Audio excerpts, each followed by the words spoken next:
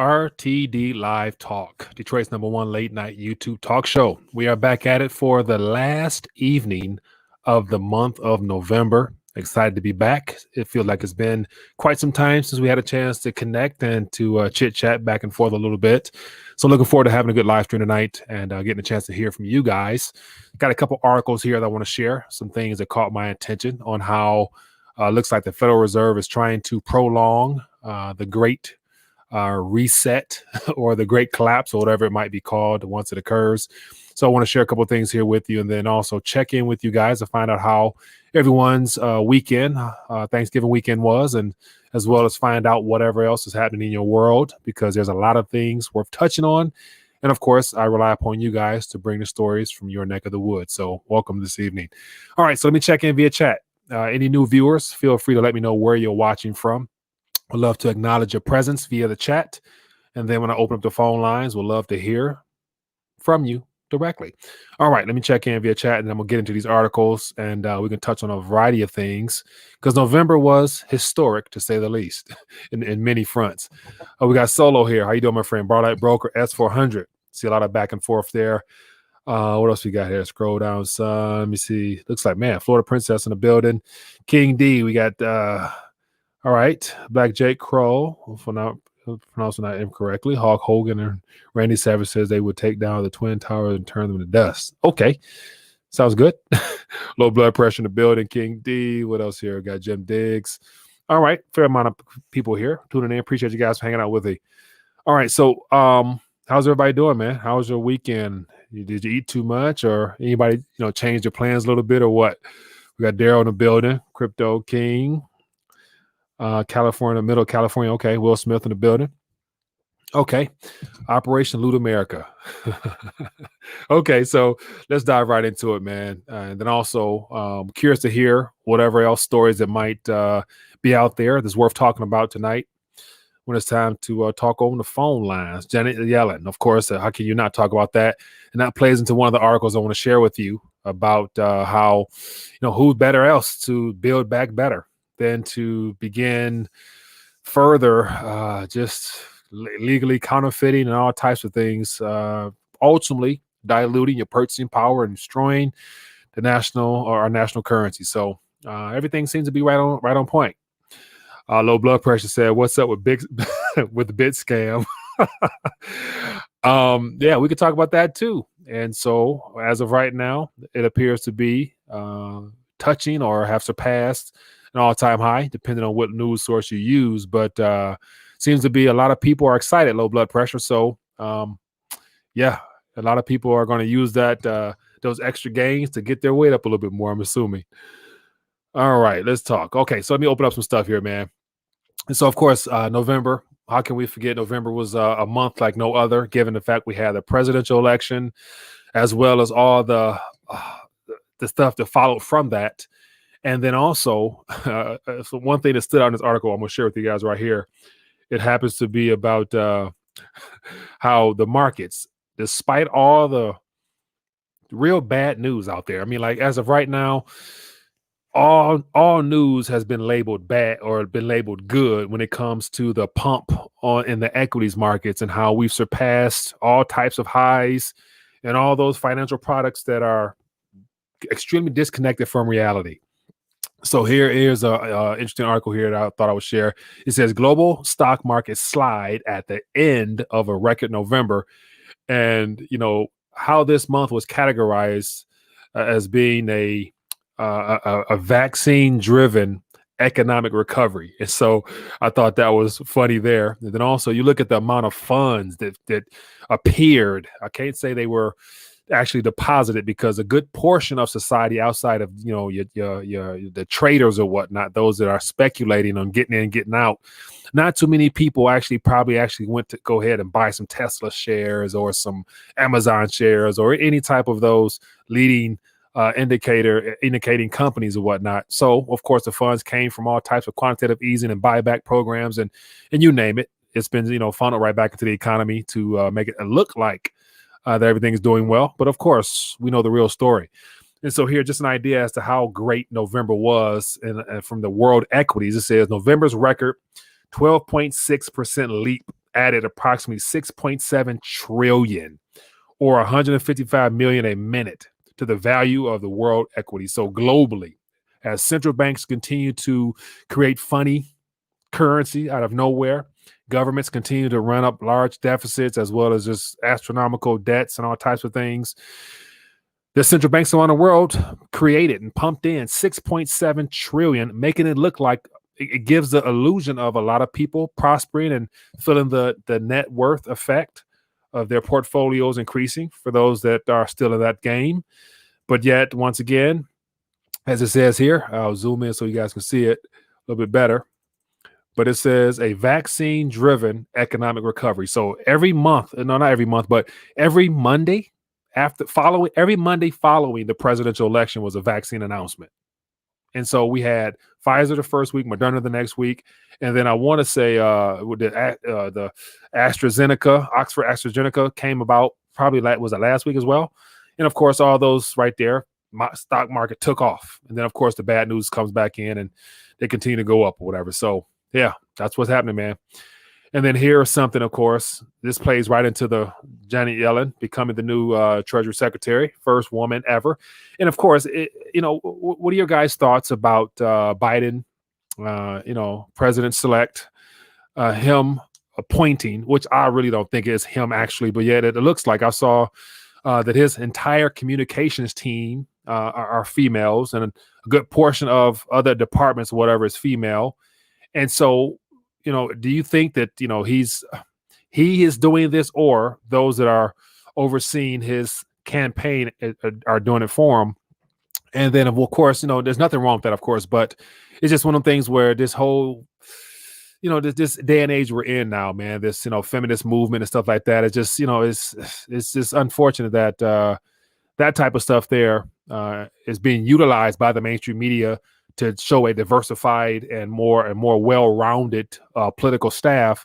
And of course, not many black people in there, not many, minorities in there, not many Latinos in the mix, but, it is what it is, man. But Biden's economic recovery called Build Back Better, of course. And I think one of the community members in the comment section mentioned that they first saw the Build Back Better mentioned back in 2015, I believe she said. And it was, of course, originated from the United Nations or whatever. And so if that is the case, then Build Back Better, of course, is nothing new. We know that it's being used by all presidential candidates in a variety of countries to give shape or to give a rally cry towards this COVID crash. And then the Great Reset agenda is labeled as a way of building back better. And so, but one of the things is building back better comes at a hefty price that, of course, can never be repaid or ever be even considered about being repaid. But once again, that's not the goal. The goal is to keep the can down the road and keep this party going. But it said Build Back Better would spend $7.3 trillion. And so 7.3 trillion on top of the 27 trillion plus 130 something trillion of off balance sheet liabilities for the government makes it completely even more so a problem to be able to even begin thinking about repaying. But we know where this is heading. But once again, green infrastructure, healthcare, so everything that has been undone over the last 3.5 years, Biden's going to ramp it back up plus some. And of course, 7.3 trillion of currency created out of nowhere. Think about what that will do to your purchasing power. Think about the pinch. And of course, you're talking about not being able to find inflation. We're going to find inflation, all right.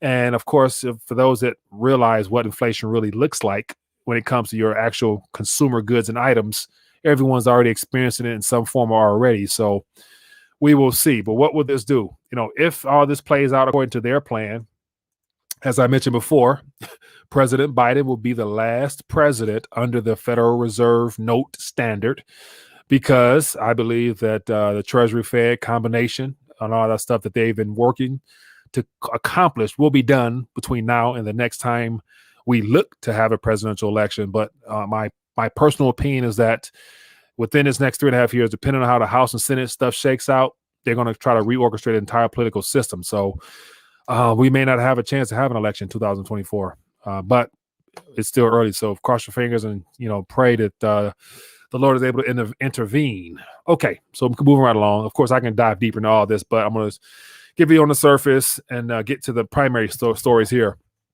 And so, as of last week, we talked about how Steve Mnuchin sent a letter to the Fed out of the blue. Nobody suspected that, but it was a situation where Steve Mnuchin told Jerome Powell, "Hey, we need those funds sent back to us. There's about 423 billion sitting aside that wasn't used. Send that back to us. Oh, and also, by the end of this year, December 31st, we want you to end those emergency liquidity programs." And so once again, I remember that kind of caught everybody by surprise. And so us here, we like to go far left field and bring it back in. We were saying that, of course, it's all a part of a shakeup. There's something underlying that we're not being told. Let's talk about it. And of course, here we have now, really couldn't put our fingers on what that actually was to accomplish other than to perhaps, speed up this, collapse is coming, because as of right now, everything is still set in alignment to all the insolvencies and bankruptcies and foreclosures and the all the eviction notices. All those things are still, and was it 30 something, 23 million or something unemployment. So all that stuff is set. Those are 4 or 5 areas I touched on right there. It's all set to go off like a ticking time bomb on January 1st. And of course, the Federal Reserve knows that they need a backstop for all that. So I'm not surprised to see this article here. Fed says extending 4 emergency liquidity programs to March 31st would be something worthwhile. So it looks like this is what their plan is. I'm not sure if Steve Mnuchin and the president will go upon this, but right now they got all types of other issues on the political front. But it looks like the Fed will look to extend this emergency window.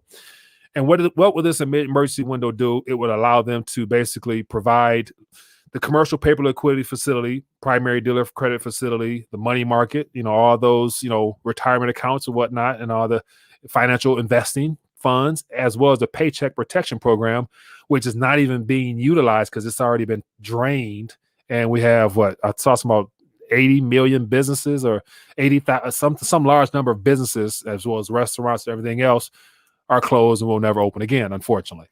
And so once again, I'm not quite sure. There are no funds in the pay protection program. And of course, all four of these lending windows all went directly through the too big to fail banks of some form or fashion. Then they got the funds first, and then they divvied it out to whoever they wanted to. And when it came to the paycheck protection, the PPP program, we all heard about all the fraudulent stories of not being able to actually, take account of who actually received funds and all that stuff like that. And yeah, anyway. But it says the programs, quote, are supporting market functioning and enhancing the flow of credit. And so the whole goal in what the Federal Reserve is trying to do is to provide liquidity, to provide credit for a debt-based monetary system. And so I'm not surprised they're looking to extend it. And so basically that would buy them 3 months, because the next 3 months starting in 2021 are going to be hectic because of the amount of issues that will not be able to be plastered over. And of course, we got the stimulus situation, which is going to be an ongoing situation for some time to come, because that's not the primary objective for the politicians at this current moment, because they want to make sure they usher in the new president-select and get rid of the old guy, Mr. Trump, because he apparently may not be wanting to play ball with the Great Reset agenda, which could lead me to believe that, it's all smoke and mirrors. But definitely Trump is not a globalist in the sense that he's willing to just give over our country willy-nilly the same way Biden would be, which buys the U.S. more time. And so for those people out there that are holding their, crossing their fingers and hoping that all this pans out for Trump, the world knows, and the state knows, or this country knows, we definitely can use it. Here's another article here. And so this caught my attention because it shows how when you can't tell what the Federal Reserve and the Treasury and all the financial institutions do underneath the hood, it leads us to just speculate and to assume. But here's a great piece here that pulled out some things because of the books didn't line up. And so here it says 75% of the $454 billion, CARES Act money never went to the Fed. It was invested in a Mnuchin slush fund called the Exchange Stabilization Fund. And so, of course, Exchange Stabilization Fund was set up after the Great Depression to basically always provide liquidity as a backstop for markets to keep confidence in all of the things they set up when it comes to the FDIC and all those other programs. The Exchange Stabilization Fund is supposed to be the slush fund or the backdrop for all the economic financial tools they've created. But now, of course, the Federal Reserve is. But interesting article here. I can go through it all. But simply put, 454 was monetized by the Federal Reserve and utilized supposedly by the Federal Reserve as a backstop for all of the lending windows that the Treasury would be. The Treasury put in some funds to backstop any bankruptcies or any delinquencies and people not being able to pay. The Federal Reserve would use that 454 to help ease some of the pain if there were any forfeitures or defaults or whatever towards paying back that debt. Long story short, the funds were not used. And according to this article here, and then it talks about a lot of funds didn't go out. 98,000 businesses are permanently closed. And when the authors of this article here actually examined and researched the balance sheets of the Federal Reserve and the Treasury, money was missing. Approximately, as it says here, $340 billion was unaccounted for. And so last week or 2 weeks ago, Steve Mnuchin sent a letter to Jerome Powell and the Fed saying, hey, send us back that unused funds of $454 billion because it was not used. Well, according to the article here, only $114 billion was actually sent and actually within the Fed's possession. 340 was missing. Come to find out, 340 billion was allocated to the Exchange Stabilization Fund.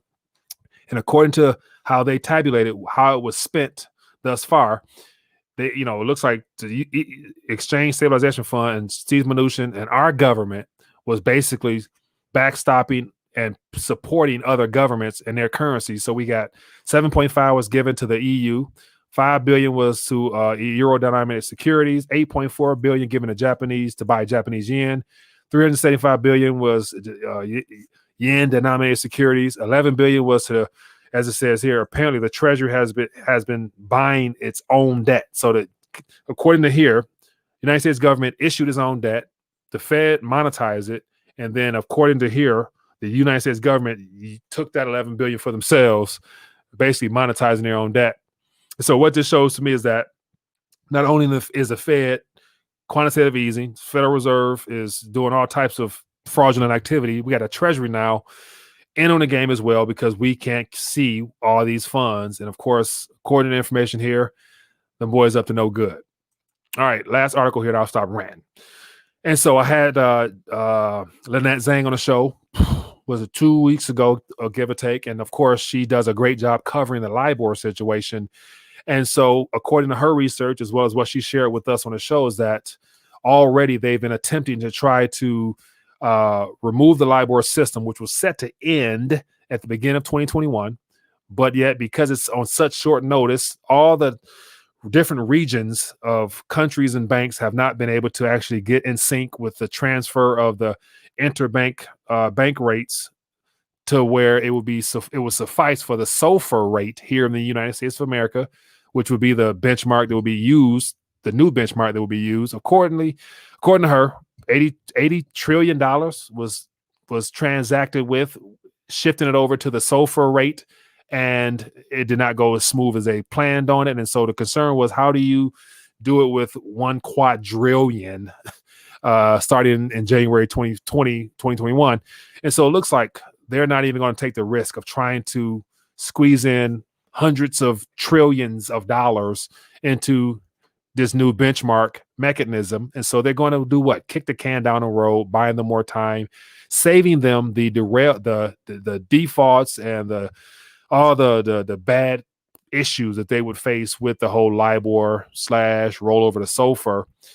And so it says here, the ICE Benchmark Administration said it is consulting on plans to extend the retirement dates for the 3, 6, and 12 London interbank offer rates on dollars until late June 2023. So I know one thing with the SOFR benchmark, there was no 3, 6, and 12. It was all just one benchmark or one rate set 24 hours in advance from the prior date. And so that right there led to complete confusion. So I can understand how they wouldn't be able to pull that off. So between the Federal Reserve continuing to provide unlimited quantitative easing, we have the Treasury now in on the game, also doing some fraudulent activity behind the scenes.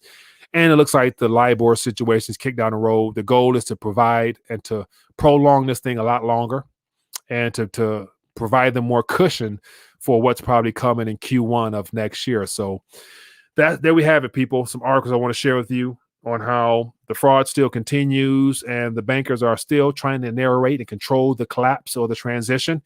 And so I wonder how much of this LIBOR situation, as well as the extension of the lending programs, those two mechanisms, how much does that have to do with the political chaos and how the Senate and the House plays out to whether or not they'll be able to get in agreement to then begin doing the stimulus type stuff, which is what Jerome Powell has been calling for the last several weeks now, borderline months. So, but anyway, we will find out. But let's talk. I'm curious to find out what you guys think, and also to find out what else is happening out there worthy of talking about tonight, because always there's more stories than one person can touch. So that's why I rely upon you guys to do so. So give me a call, 313-462-0027, or shoot me a chat or highlight at Rethinking the Dollar. It'll stand out, and I will definitely touch on it. But let's get this first call. Hello, caller. How you doing? What's your name? Where you calling from? This is Pat from Alabama. How you doing, Mike? I'm doing good, Pat from Alabama. What's going on with you, my friend? How was your Thanksgiving weekend, or whatever else is on your mind? Oh, 5 pounds. It was big. I bet it was, my friend.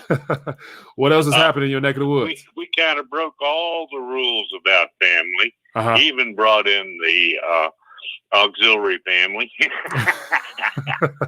But let me tell you something. Yeah, go ahead. I've been thinking about this. You know, I've come up with some winners. Mm-hmm. Like when we were talking about one road, one belt, and I'm going, hey, guy, that's one petri dish to another. And the next thing you know, you got swine, Ebola in China ruining the crop. Then I had one thing about Venezuela. Everybody was dancing about a fight between Venezuela. And I said, Monroe Doctrine. Yeah. And besides that, you don't have the. All right, I got one other nugget for you. Go ahead. We've already done a reset. Okay. People don't realize it yet, but it occurred in April of 2019 when we made gold the number one. Okay. Tier 1 capital asset. Okay. Tier 1 asset. Yeah. It's happened, people. Hey, adjust to it. I can agree with that one. I can go with that one. But also, so that announcement there by the Basel, the BIS, where they announced the Tier 1, making gold a Tier 1 capital asset for banking reserve asset allocation. Okay. And so that was done for the central banking model. But what they've positioned over that now, of course, is the digital illusion stuff. So we have the CBDC stuff, which is for the people. And then, of course, they're utilizing, the cryptocurrency pump and stuff like that now to further entice us towards that digital realm. But that what you're talking about was done for the central banks and the governments themselves. So there's two different resets or monetary systems, I would probably say, in that case. Well, the one they want you to have is nothing. It's air. It's like I keep saying, make me a Bitcoin ring. Nobody can. Yeah, man. Hey, good stuff, man. I mean, and that's what the government wants to give you. Yeah. But what I'm telling you is we've already done a reset. Hey. And you need to get in gold and silver because when it comes down to it, it's tangible. Yeah. And we're not going to get out of this economic mess until they decide to market. Yeah. Now, you talk about excuse my language, but you talk about some hell. When they mark to market, then we'll get out of this mess. We'll be able to heal. But, man, it's going to hurt. Yeah. It's going to hurt. And for a small few or how many ever now, they're starting to feel the pinch now. So, pain is not, at that point, it's already started in a lot of ways for a lot of people. So Hey, Pat, appreciate you, my man. All right. Y'all have fun. Be good. Thanks for calling. Yep. Yeah, man. Good stuff. Good stuff. Pat from down south. All right, let's keep going, man. Give me a call or highlight at Rethinking Dollar in the chat, and let's see what's going on. And so, Armando, okay, I like that thought. It says BTC is the gateway to financial freedom. Okay. Now, I can definitely roll with that. I believe that that's definitely how it is all lined up and been presented to us to be as a financial freedom vehicle. Here's my only concern, and this is what I came across this information, or was reminded of it from watching Greg Hunter's interview with Bo Pony, and he mentioned it towards the very end. He mentioned how the internet, and that's one thing I haven't brought up in my confessions of a crypto skeptic rants before, is that once Obama turned over the internet to the United Nations in 2000, I think it was 16 or 13 or 16, either one. That right there put the internet as a communication tool, as a, so I'm trying to find the words to describe what the internet has become to us, because the internet is something that we use. It's right up there with a borderline of necessity for everything we do, because we communicate, we work, all the financial stuff is done through that. And so the internet is a staple. It will be probably labeled as just as important as food for the body, air to breathe. No, that's how important the internet has become to humanity as a species. And so I'm thinking like this: by it being turned over, it was under free reign, under free control by the UN, by the US, originated here. We were in control of it. We've now given it to the UN, and the UN, of course, is all the Great Reset, World Economic Forum. That whole region is trying to usher in this build back better model moving forward. So we put the keys to the internet into their hands. So just think about that. At what point will they use the internet against the world? And there's maybe two, but I know for sure one. Russia is the only country within that time frame that has actually built out their own internet network, to where if the World Wide Web as we know it go down, Russia has their own backup internet, so they can provide their people with whatever. And so my point is, Bitcoin, cryptocurrency, all that stuff like that is here, and it's being promoted and pushed. And I don't see much pushback overall from the financial powers that be about this technology.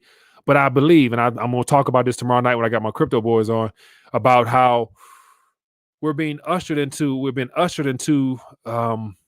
into the digital realm. Everything's gonna be translated. All the Wall Street, all that stuff is gonna come right to the blockchain, to the cryptocurrency sphere, and then they're gonna switch the game up on us. And what I mean is they're gonna regulate the internet. It will no longer be free and accessible to everybody unless you qualify and meet some type of criteria.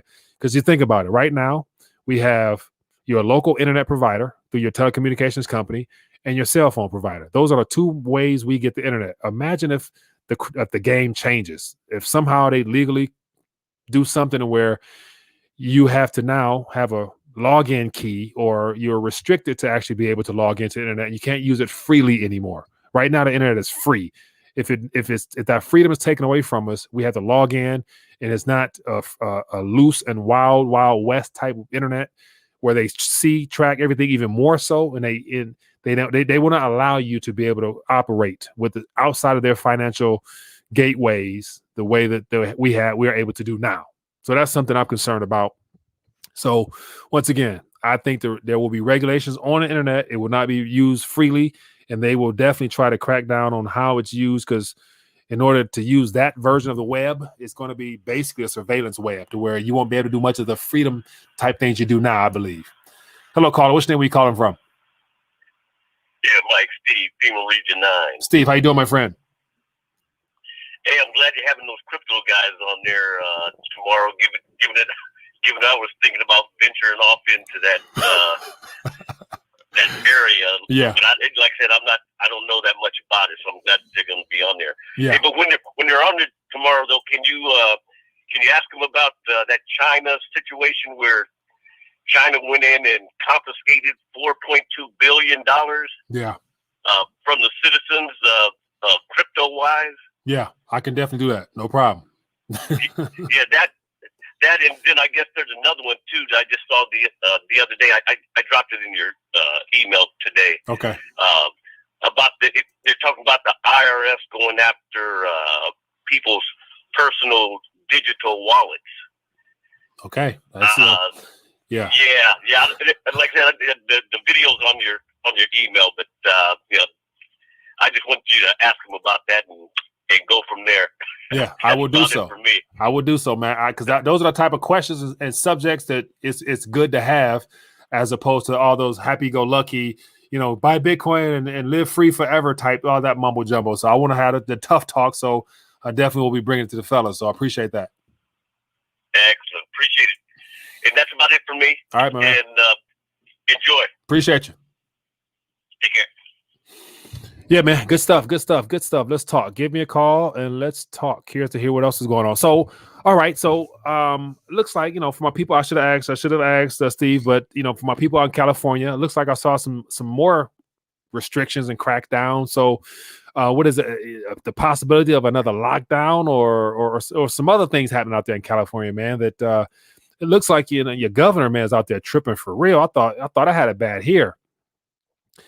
And so Tony Blaylock says ICANN and IANA is not giving up the internet, just gave up the assignment of the names and numbers.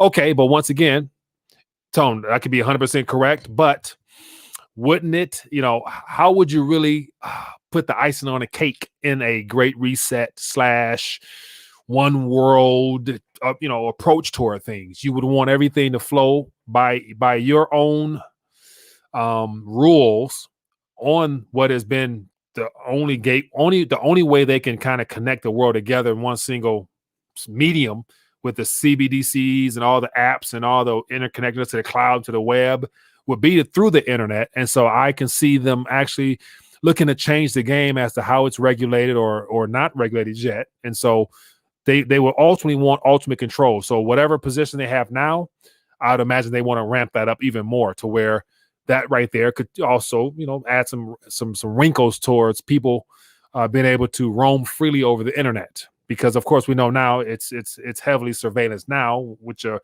ISP address as well as your geolocation and you name it. So they kind of know where you're surfing and what you're looking at, in a sense.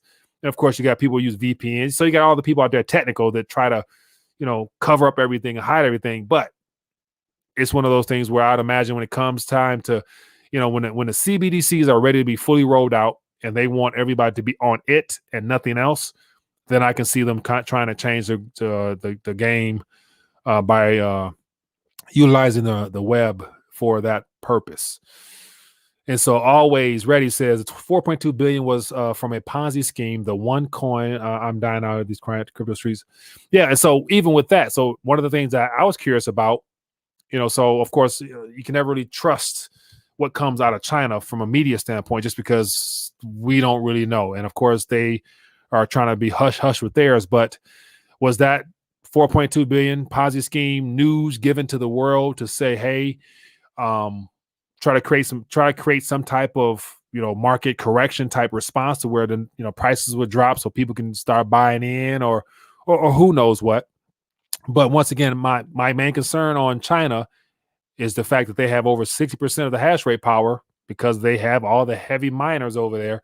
So whenever China's ready to change the name of the game when it comes to Bitcoin, if they choose to, just look for where whoever draw the most power, cut them boys off. That's definitely going to shake up some of that institutional funds in Bitcoin. So, but yet that's down the line, because here's the thing. I am not of the mindset that BTC, Bitcoin as itself, as the Satoshi Nakamoto primary coin that was given to the world, is something that will be around 10, 20, 30, 40, 50 years. I just don't see that playing out, and there being a Bitcoin and a central bank digital currency going side by side, giving people options. The goal is to alleviate options and to eliminate competition. So they will try to do something between now and then, I think.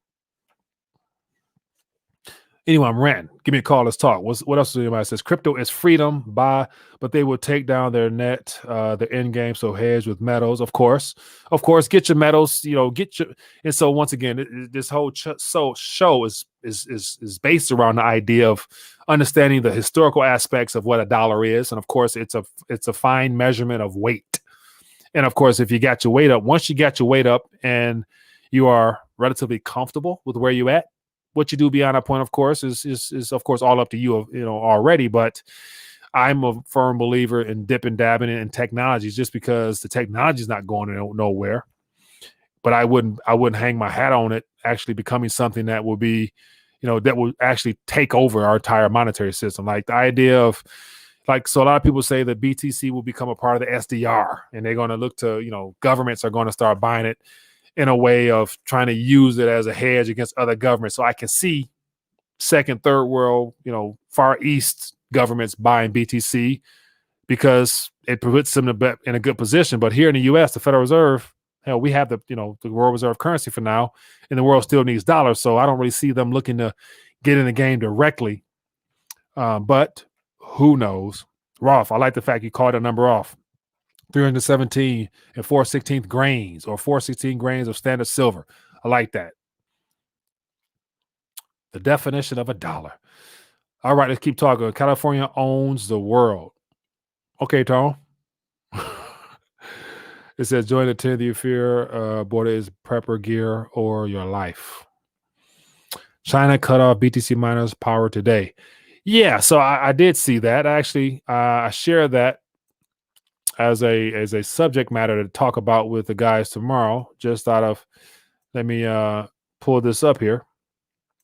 So when I saw this, I was it was like, man, it's like, okay, it doesn't surprise me, because I think that could be one of the weak links for Bitcoin. It says Chinese province to curb electricity for miners. So it says Chinese reporter Colin Wu in the city, southern Chinese province of Yunnan, has prohibited local power stations from supplying electricity to Bitcoin miners. So this is just one region, but when you got half of the internet or half of the mining power coming from, it says 65% of Bitcoin hash rate is in China. And so I would imagine that would definitely shake a lot of people in their boots if all of a sudden China flipped the script and cut off all that hash power. And of course, that would definitely make Bitcoin as a payment mechanism extremely slow and archaic, and to go back to where it wouldn't be looked at as a financial freedom type of tool, I don't think. But proof of stake coins would be. Hello, caller. Which name are you calling from? Hey, Mike, it's low blood pressure, Corpus Christi. How you doing today? LBP. I'm doing good, my man. What's up with you? How you doing? Nothing. Just trying to put this baby blood pressure to sleep. You don't want to sleep. What's on your mind tonight, my friend? Hey, Mike. Yeah. This cryptocurrency, it's not money, Mike. Of course not. It's another fiat, Yeah, but here's the thing. Like, we're being ushered in that direction. And so because the system itself is okay with it, it's going to appreciate. So it's one of those things where those who have it can actually benefit from them if you use it to your advantage at some point. But of course, you're going to get out of it at some point, I imagine. But it can be used to acquire real tangible assets, though. Yeah, if you want to do the pump and dump, Mike, then yeah, it's a good thing. But look, it has it's fiat by decree of the people. Mm-hmm. That's who it's fiat by. It's fiat by, regular paper money, fiat by government. Yeah. This is fiat by the people. Yeah, they're just trying to get rich quick. I don't blame them. I want to do the same thing, but it's not a stable thing. Yeah, it takes so long to maneuver a transaction, and then I hear people saying, "Well, we're going to use altcoins, and then we'll use Bitcoin as a store of value." Mm-hmm. That's not even the whole point of Bitcoin. The point of Bitcoin must be to be used as money. Mm-hmm. I don't know, Mike. I'm still not going to touch it, even though I know Brando Commandos. With Max Keiser, they're both loving that stuff, but I'm scared. Yeah, man. I personally, I know where true. Well, I know what my first love is, and so I know that's in the weight category. And so, at some point, you're going to have to let go of that weight as well. And the only thing you're going to let it go to acquire things you either need or things that can better your situation or things that produce more. You know, that you're going to put those coins to use to have more babies. You know what I'm saying? To produce something for you. So, I look at it the same way with the cryptocurrency space, man. Like it's not something to hold on to for too long, but know when it, or hopefully when to get out before, there's an ultimate transition or the government decides to, really pull the plug on however they can do that. Yeah. It's a hot potato, Mike. The States, they made gold and silver legal tender, not Bitcoin, or altcoins. Or there's too many copycats, who are the people? See, the biggest problem I have with that is who's going to say this is the coin we want? It's up to the people to accept it, right. And they could jump from Bitcoin to something else, Yeah. But as long as there's somebody out there that's willing to buy it from you or to buy it or buy into it, it's going to have, some form of value inside of it. So I think, especially like the caller, the Jose from yesterday, talking about how bad things are there to where the currency, the paper stuff, they don't want. They got to use their debit card or credit card. And as a way of getting around that and to store some of the purchasing power, they use cryptocurrency. So it definitely has UK use cases in countries that don't have the option of having a print and press. So people can find ways of using it, man. Yeah. Another thing of Venezuela, I saw a lot of news articles. What they were doing is all of them, most people over there, I don't know because I don't live there, but from what I've seen, all of them, they have bank accounts in America, in the U.S. system. Yeah. And what they were doing is using that Zelly Pay, that's very low to transfer money. And that's what they were using to pay each other, person to person. Yeah. And so here's an article here I came across today, and it says, Pizza Hut accepts Bitcoin as payment method in Venezuela. Oh wow! And so, well, I don't know, Mike. Maybe I'm barking up the wrong tree. Maybe I need to look into it more. Then I would say, man, just keep your just be open to learn. That's the biggest thing. Be open to learn and ready to react whenever you feel ready, man. But it's one of the things where it's not going nowhere. Whether you participate or not, it's still going to be here. And I'd imagine down the line, when you see the price it might be at the beginning of the year, next year, you might have wished you put some crumbs into it. You know what I'm saying? Nothing, you can't, what's crumbs that might go out the door towards, I don't know, whatever you spend your money on, but you buy some crumbs and watch those crumbs double. You're like, damn, wish I would have bought some more. It's all baby food and cereal. Yeah. All right, Mike. Have a great day. Thanks for taking my call. Yeah, be good. Oh man, he's putting baby blood pressure to bed. Anyway, let's have some fun, man. So so I thought this was interesting. Of course, I think Pizza Hut, they're accepting Bitcoin through a third party, and I want to say it. Where is it? It's a company, whatever. I forgot who it was, but anyway. But yeah, I'd imagine pretty soon here in the U.S., more retailers in the U.S. might be looking to accept it as well. Hello, caller. What's your name? Where you calling from? Can you hear me? Yes, I can. What's your name? Where you calling from, buddy? Hey, what's up, man? It's the gentleman. Gentlemen, how you doing, boss? What's on your mind tonight? I'm just chilling, man. I'm out in Seattle, Yeah. Just following up a little blood pressure there with that comment about fiat and crypto. And I got to say, he's 100% correct. I mean, it's just nothing, Yeah. It's the dollar's nothing. Money is nothing. It's the way that it's positioned right now, everyone's life, they're just digits and everything like this, like what we always talk about, and it's just literally nothing, but it's a confidence game, right? I mean, if people are going to believe in something and pour money into it, and most people just want to pump and dump and get out, get back into US dollars, right? Yeah, I mean, for now, but think about it. But I mean, yet that's that approach there. That pump it up, get out in the US dollars.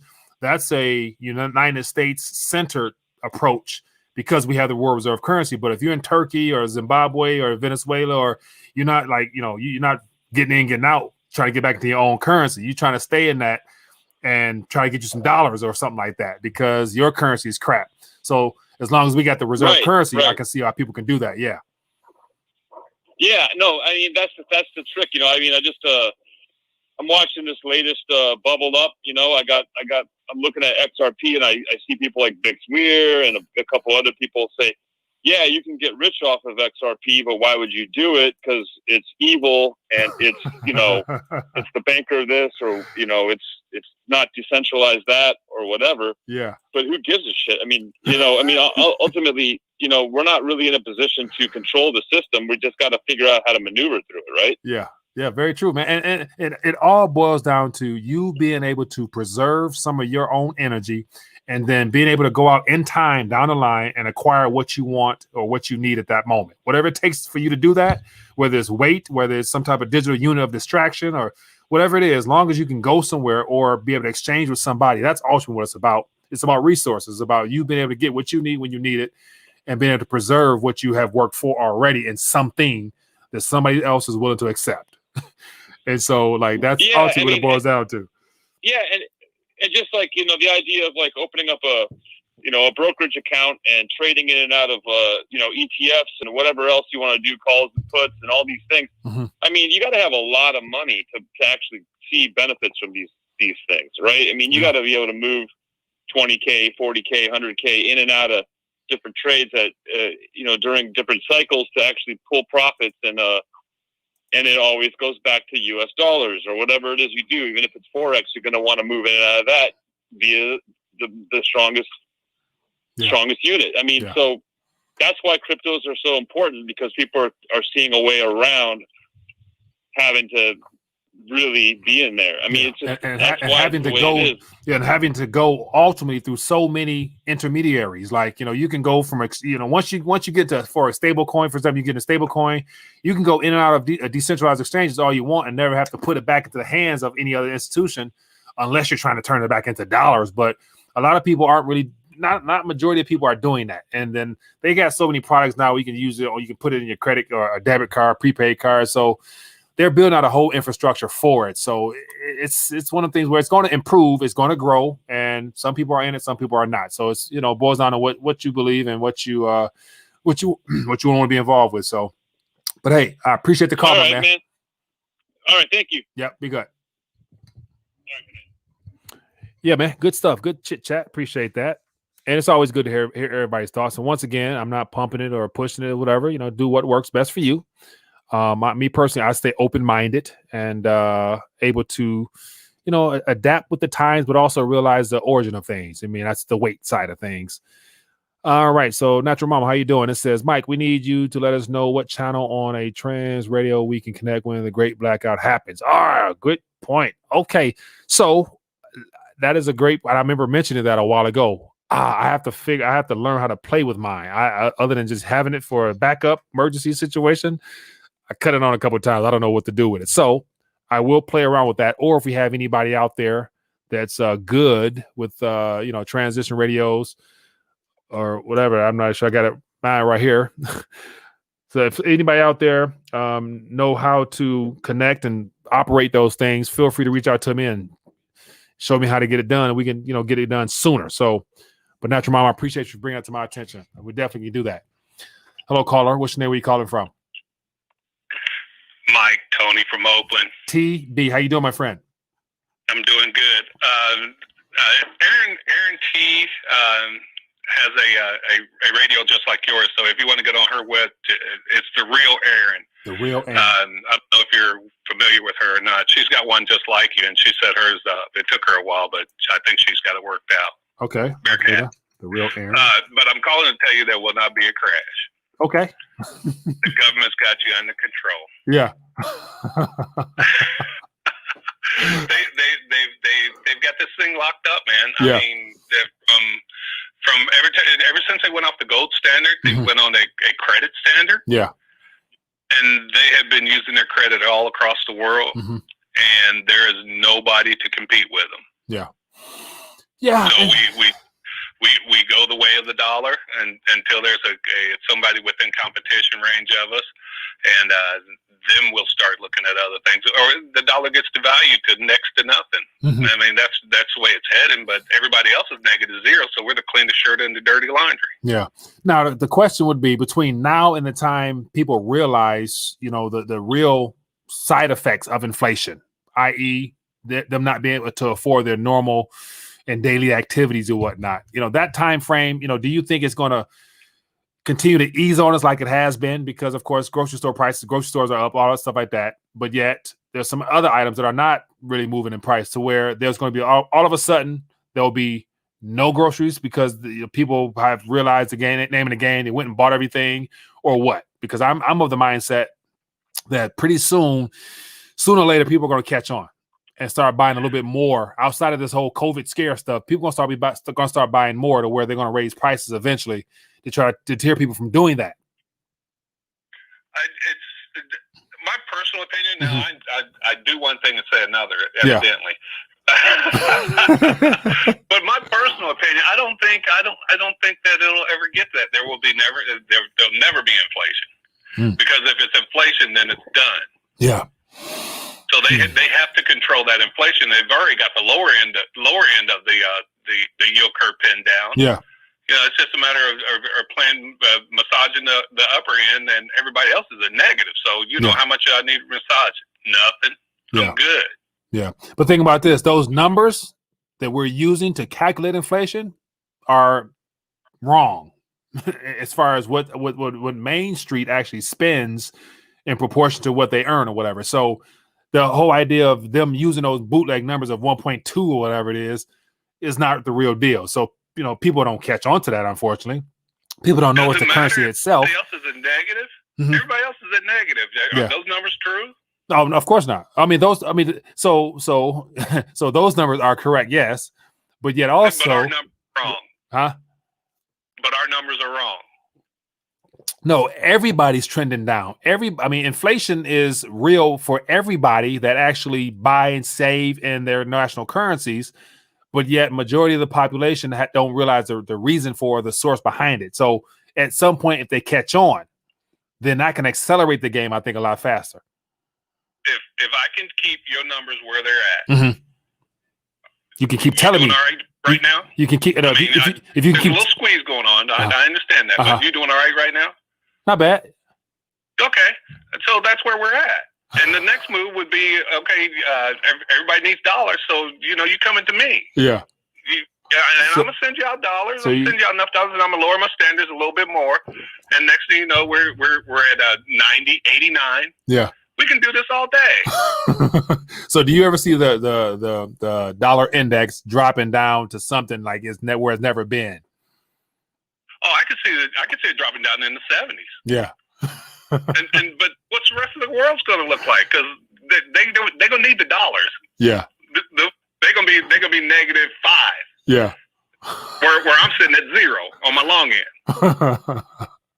Hey, man. So yeah. I just want to put that in here, man. Think about that. I'm just here to make you think. I may be totally wrong in my conception. I appreciate it, and you put up a good argument, my friend. I appreciate you. But yet, at the end of the day, the Federal Reserve note will be your worst financial liability. Oh no, it's your best asset. For now. It's guaranteed money. For now. Guaranteed money. For now, but eventually, it's going to be something that people are going to want to get rid of. You can't get a guarantee in Bitcoin, can you? Nope. Okay, you can't get a guarantee in the dollar, can you? No. You can't even get a guarantee in gold and silver. Love you, brother. Keep all right, my man. up. Be good. Yeah, man. Good stuff. Good. Always good to go back and forth. Yeah, and that thing is all relative. Very true. Credit card, best assets. Only low blood pressure would say that. Hello, caller. Where you calling from? Hey, Mike. How's it going? It's Brando Commando. I'm good, my friend. How you doing? I'm doing great. Hey, I just wanted to tack on to what the last caller was talking about. Yeah, go ahead. This is something I've been trying to figure out, is how does the dollar actually get its value? So I used to think that it was kind of like the least dirty shirt in the laundry as well, but I recently heard some analysis from a guy. His name is like Alasdair McLeod or McLeod. Alistair McLeod? Yeah. Yeah, Alasdair McLeod. Yeah. And he talks about like each currency kind of having like its own type of personality and like intrinsic use, and they're not all really created equal. Yeah. So I kind of thought that the United States dollar would never weaken either, because there is so much global debt denominated in the dollar. Mm-hmm. But little by little, a lot of countries, they really are distancing themselves from the dollar, and they're not doing it willy-nilly. Like, they're creating all kinds of consortiums and all kinds of banking systems, and they're really not happy using the dollar. Yeah, I no doubt. And so following Alistair McLeod, because I had him on a show, I think it was about 2 years ago, and he's put a very good case forward to how the dollar is. He's saying that by the end of this year, the dollar will be toast. But yeah, I never really could see that. But he lays a good argument for how at this current moment the world needs dollars, but at some point when the world, meaning all the other nations and all the other entities, are set up for what they're trying to transition into, once that's complete, they'll no longer need Federal Reserve notes. And then on top of that, they just kiss the government goodbye, and that's where stuff will hit the fan. So. But I guess that's the next level you're talking about, is like when they just start kicking sovereign currencies to the curb and kind of united under the IMF or the World Bank as like one sovereign currency. Yeah, I guess that'll kind of iron out all those dirty shirts, won't it? Yeah, we will see, man. But I'm of the mindset it's in the future. At what point, who knows? But I know as of right now, and especially the articles I shared today, they still seem to have the transition under control, because whatever they're transitioning us into is what they want for us based upon their game plan, not what we want. So it's just a matter of, I guess, being patient, waiting, taking advantage of the manipulation and getting your weight up and doing whatever else you do, and ultimately enjoying your life. You know what I'm saying? I don't know. Sometimes I can't always say that they're bringing this game to us to put us into slavery. Yeah. And we always said that they could have done that a long time ago. Yeah. They could kill us all tomorrow if they wanted to, but they don't want that. Yeah. So I really have to assume that there are some smarter people in the room that have some gentler hearts, and they actually want what's best for humanity. I mean, I blabbed about this a little while ago about resurrecting Atlantis, but I really do think that's what they want. And the way to do that is to reinstate trust in humanity. So I really think this is a trust issue, and that's where these central bank digital currencies are coming into play. Because what does the blockchain offer? The blockchain offers like immutable contracts, right? Where it doesn't really rely on any people. It's a trustless system. So in order to reestablish any kind of confidence in a financial system, it's going to have to be on the blockchain, and it's going to have to be transparent so people can trust transactions again. Or there's going to be hell of a war. Humanity will never get along until the financial system learns how to be honest. Yeah, we will see if that is something that we'll ever see again. Honesty in the form of actually being able to have less government and something tangible in your hand that can be utilized and traded by you without having to actually go through the government itself. Well, we'll see, man. I don't know. I mean, Ethereum is aiming for that. I mean, the whole World Bank. I mean, not the World Bank. World Computer, the staking. I mean, right now there's like 150,000 Ethereum nodes up and running. I mean, people are getting involved in finance. Like, I'm getting involved in finance. Yeah. Yeah. And I mean, this crash or this coronavirus, it really has led to an awakening. I do think more people are finally figuring out what real money is. Yeah. And how we got in the situation we're in right now. Yeah. Well, hopefully so, my man. Brando, I appreciate you, my man. All right. Thanks a lot, Mike. Yeah, be good. Bye. Yeah, man. Good call. Appreciate Mr. Brando Commando. Speaking of which, for those that are tuning in, this upcoming Thursday, so Thursday night, we will look to have a RTD hangout for the community. And so right now we got about 200 and something people tuning in. You are invited to hang out with us via Zoom. So I'll put all the information up, trying to get at the head of the curve with putting all the tabs and stuff up or whatever. But this upcoming Thursday night, maybe about 10 p.m., we'll have a little hangout. So put that on your calendars. And, of course, you guys will find out before then. But let's take this last call, and then we will dial back. I'm trying to find something that summarizes actually what this is all about. But I can't find it on the Federal Reserve sheet. Hello, caller. Which name are you calling from? Hey, my name's Tim. I'm from Wisconsin. Tim from Wisconsin. What's going on, my friend? What's on your mind tonight? Just a quick thing, man. This is going to be incredible. 2021. It's going to be. Who knows what's going to come. So get your ducks in order. Yeah, for sure. So what's exciting you about this upcoming year? I'm sorry. So what's exciting you? So what's one thing that excites you about 2021 is coming? Oh man. where do you start? I mean, where do you start? Yeah. I'm just calling to say get your ducks in order. That's all I'm calling about. Hey, appreciate it, Tim. Thanks, man. All right. Yeah, thanks a lot. Yeah, man. Good stuff there. So let's get ready to dial back. And that's another thing I want to touch on. Real quick, we can do that. We go a couple minutes over. Because a lot of the information that's shared is what's happening in real life, and it's being done to further an agenda that's not really user-friendly or will benefit humanity as a whole. But outside of that, we still have control of our lives as well as the direction of our lives as well. So I'm curious to find this out from anybody who wants to share real quick via chat.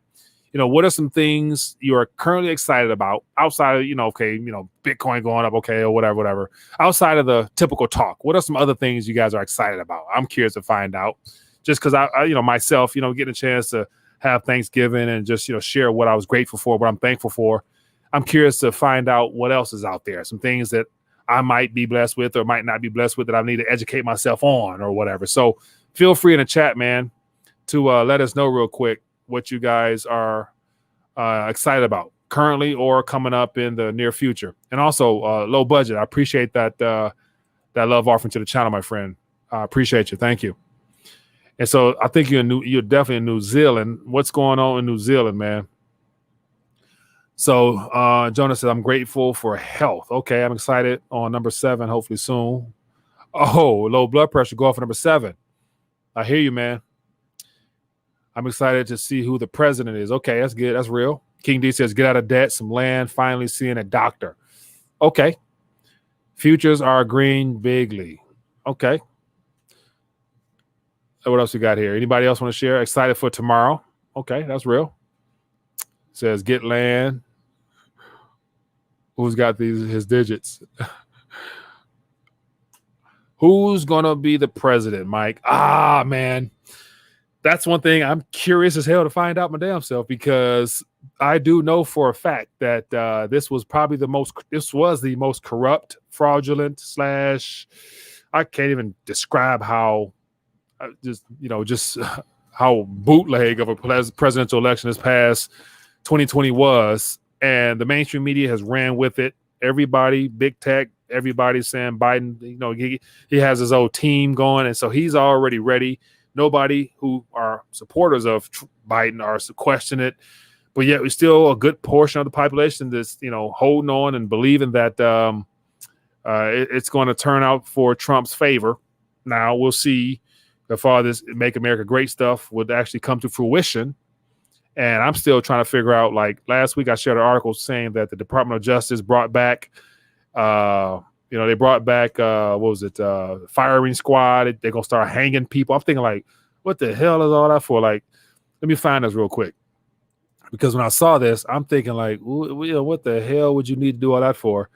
And so when I saw that, I'm like, well, damn, like, Department of Justice, like, are they planning on using that for, like we're gonna have some surprises? Or I wouldn't mind. So let me put this on the screen here. This is what I was talking about here. For those that may not have a chance to see it, let me pull this up here on the screen so you guys can see what I'm talking about. When I saw this, it led me to wonder, what the heck is this about? And let me see here where we got it right here. So when I saw this, I was very curious.